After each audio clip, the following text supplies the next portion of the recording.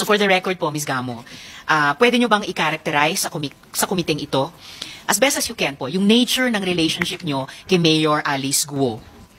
Okay, si Miss Alice Go was a client of mine, client on a per transaction basis, per project.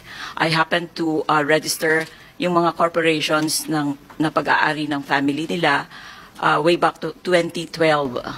So, and then may mga iba pang mga corporation and kasama pa rin yung dalawang Pogo companies. Ngayon, Yes, I'll be asking you about that a little later, Ms. Gamo. Pero, so, dun sa characterization po nung relationship nyo kay Mayor Alice Guo, kayo po ba ay naka-retainer? Empleyado ba kayo niya? Or freelance accountant po? Paano ang description nitong lahat? Freelance accountant lang po ako ni Miss Alright. Alice. Walang employment, walang retainer engagement. Okay po. Tapos mamaya pupuntahan po natin yung mga iba't ibang kumpanya na hinandle nyo para sa kanya, pati yung dalawang Pogo companies na binanggit nyo Yes, na. ma'am. Kailan po kayo nagsimulang freelance accountant ni Mayor Alice Guo? I left corporate work way back 2009. So, na-meet ko si Alice way back 2012. After 27 years of working sa corporate, nag-freelance ako until now. Madam Chair, if I may, how Yes, did you get to meet her? She was introduced by JP Samson. Who? JP Samson. Who is JP Samson? JP Samson is the nephew of my employer, Baliwag Lechon Manok, All right. the owner of the Baliwag Lechon Manok company. Who was Mayor Alice? Who was Alice then? Was she a mayor at the time? po, Not sir. yet. Hindi pa po, sir. Ano siya noong araw? I know nakabili siya ng sasakyan sa isang company, yung West Cars. Negosyante siya noong araw when you met her? Yes, meron na siyang, nung time na yon meron na siyang QJJ Farm at saka QJJ Embroidery. Legal lahat yun? As far I as think you, so. as far as you know. Yes. At salamat po, SP Pro Tem. Dun sa, yung binanggit po ninyong nagpakilala sa inyo kay Mayor Alice Guo na si JP Samson, siya po ay nasa AMLA report. Kaya we will ensure na andito siya sa susunod na hearing. Anyway, Ms. Gamo, so sabi nyo nga po, nagsimula kayong freelance accountant kay Alice Guo 2012, so about a dozen years ago, no? After 27 years sa private practice. And introduce nga po kayo sa isa't isa ni JP Samson.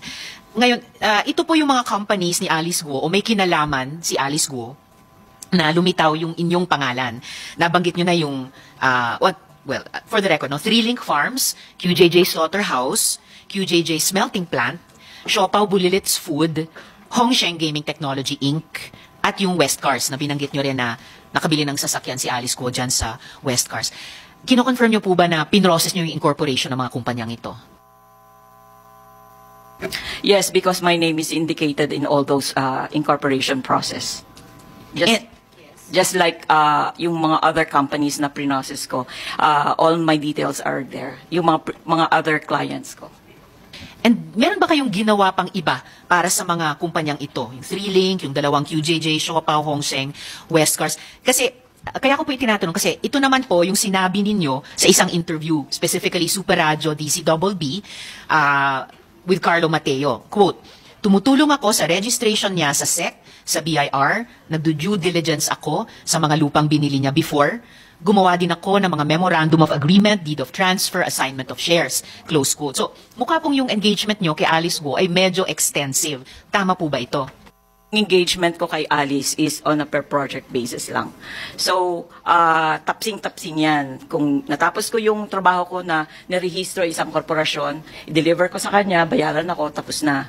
Ngayon, there are cases wherein tatawagan ako, magpapatulong, magpapagawa ng mga dokumento, then that's the time magre-render ako ng services. Pag natapos ko yung services na yon, tapos na. It's not continuous na from 2012 all throughout, hindi ganon. So, per project lang po, per services kung kailan ang kailangan ang serbisyo ko.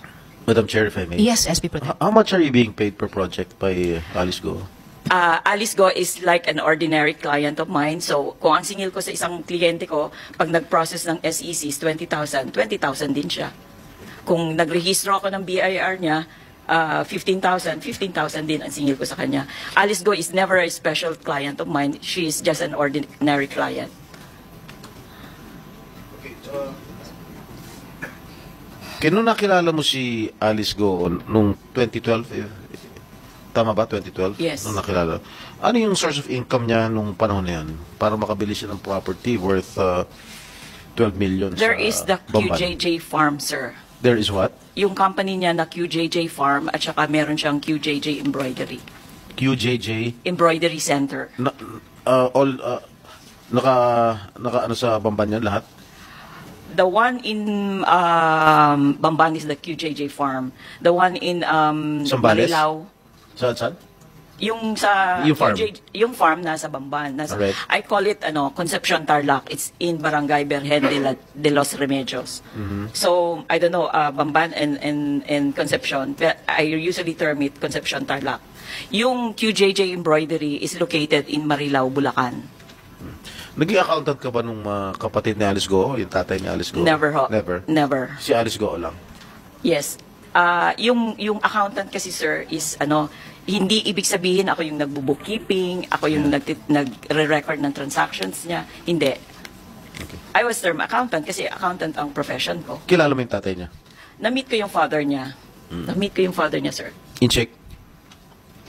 Siyempre, opo. Sige. Thank you, madam. Thank you, SP Pro Temp.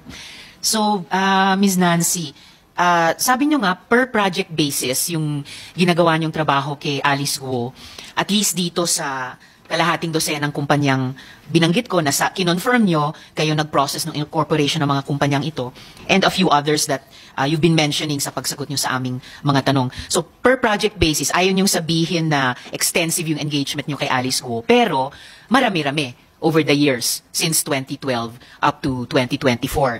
Sabi nyo hindi continuous pero mayat-maya. So pag sinuma natin lahat nung ginawa nyong trabaho para sa kanya on a project basis dito sa at least kalahating dosenang kumpanya, masasabi po natin na marami-rami yung mga nagawa nyong trabaho kay Alice Guo.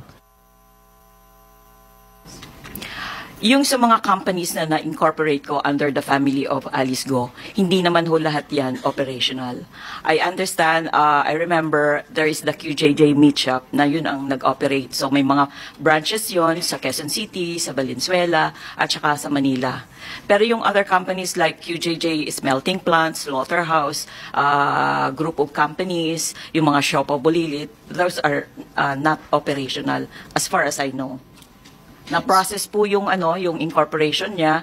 Nakapag-submit po ako ng yung BIR registration niya at saka ma-resibo up to that extent lang. Kung naging operational siya, I can say na yung QJJ Meat Shop lang yung naging operational among the first 5 na nirehistro ko way back 2012. Kaugnay nung tanong ni SP Pro Temp kanina, sabi nyo ngayon, may mga narehistro kayo under the family of Alice Guo. So meron din po kayong ginawang trabaho kahit bilang freelance accountant na hindi lamang para kay Alice Guo but maaring kay Alice at magulang niya or Alice at kapatid niya. Wala So po. sino yung tinutukoy nyong under the family of Alice Guo? Yung Sinong family na yon, yung 5 incorporators ng korporasyon, 3 yung si Alice, si Sheila, tsaka si Simeon Go, plus yung Gian at saka yung Liwani.